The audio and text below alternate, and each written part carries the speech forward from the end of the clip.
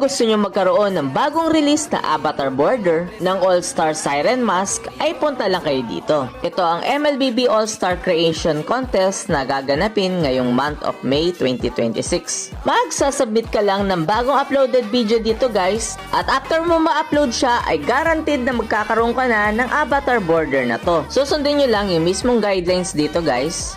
Kailangan yung isasabit yung video ay may hashtag MLBB Creator at hashtag MLBB All-Star. Click mo lang yung submit now, tapos piliin nyo kung anong platform ninyo, then i-paste nyo dito yung mismong video link na nagawa ninyo.